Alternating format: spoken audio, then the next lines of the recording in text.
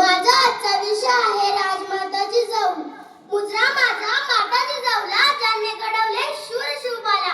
स्वराज्याची प्रेरणा तुम्ही, महाराष्ट्राची शान. मुजरा माझा मानाचा, झुकवून माझी मान. आई घडवते इतिहास, आई घडवते बाळ. जिजाऊ मातेच्या संस्कारांनी घडला स्वराज्याचा काळ. आई नव्हे त्या साध्या सुध्या, त्या होत्या स्वराज्य जननी. घडवला शिवबा संस्कारांनी, आणि शिवबांनी त्यांचं मन जिंकलं स्वाभिमानाने. आणि शिवबांनी त्यांचं मन जिंकलं स्वाभिमानाने. चला तर बोलूया जिजाऊंशी. बोलायचं कारण एवढंच, वाघिणीच्या वाघाने जे स्वराज्य स्थापन केलं ते आज कुठेतरी हरवत चाललंय. लखुजीराव जाधवांची तुम्ही कन्या, तुमचं माहेर सिंदखेड राजा विदर्भात, तुमचं सासर वेरूळ मराठवाड्यात, तुमचं आयुष्य गेलं पुण्यात पश्चिम महाराष्ट्रात. तुमच्या आयुष्याचं उत्तरार्ध रायगड अर्थात कोकणात. मासाहेब, तुमचं आयुष्य आमच्यासाठी प्रचंड प्रेरणादायी आहे. आज जर का एखाद्या मुलाला प्रश्न विचारला राजमाता जिजाऊंचा जन्मदिवस कधी असतो, तर आपली ही आजची पोरं एकमेकांच्या तोंडाकडे बघायला लागतात, एकमेकांच्या तोंडाकडे बघायला लागतात.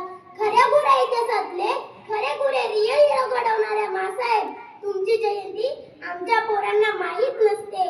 एवढंच काय, 3 जानेवारीला सावित्रीबाई फुलेंची जयंती निमित्त मोबाईलवर एक कार्यक्रम बघितला. त्यामध्ये कॉलेजच्या मुलाला प्रश्न विचारला गेला, सावित्रीबाई फुले कोण होत्या? तर त्याने उत्तर दिलं, राजमाता जिजाऊ. ज्यांनी मुलींना शाळेचा उंबरठा ओलांडायला शिकवला, ज्यांनी दगडधोंडे झेलूनही शिक्षणाची पंथी विधू दिली नाही, त्यांचं नाव विचारल्यावर आपल्याला दुसऱ्या व्यक्तीचं नाव सुचतं. यामध्ये त्या मुलाची चूक नाही, तर चूक आहे त्याच्यावर झालेल्या संस्कारांची, तर चूक आहे त्याच्यावर झालेल्या संस्कारांची. मी तुम्हा सर्वांना एक प्रश्न विचारते, आपण चाललोय कुठे? ज्या मातेने जिजाऊसारखी माता घडवली आणि ज्या मातेने शिवरायांसारखा इतिहास घडवणाऱ्या वाघाला जन्म दिला, त्या मातेचं नाव जर का आज आपल्या मुलांच्या ओठावर येत नसेल, तर हे अपयश कुणाचं? शाळेचं, समाजाचं की आपलं?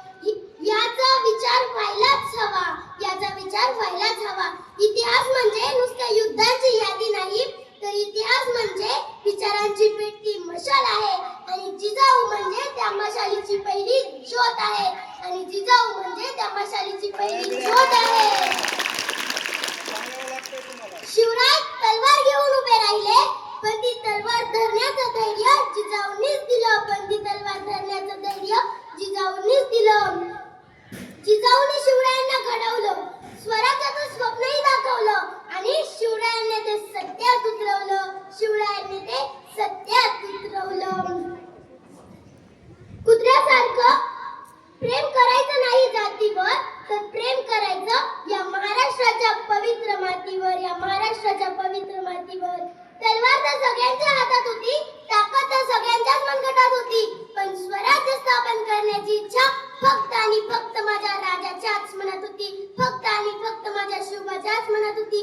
स्वराज्य स्थापन केलं त्यांनी तलवारीच्या धारेवर, रयतेसाठी वार झेलले आपल्या निधड्या छातीवर, आपल्या निधड्या छातीवर. जिजाऊच्या लेकींना माझं एकच सांगणं, जिजाऊच्या लेकींना माझं एकच सांगणं, जिजाऊच्या लेकींनो, फॅशनपेक्षा ध्येय मोठं ठेवा. चारित्र्य कर्तृत्वाच्या बळावर स्वतःचं विश्व घडवा. मोबाईलच्या पडद्याआड स्वप्न हरवू देऊ नका. ज्ञान, संस्कार, धैर्य यांना कधीही विसरू नका.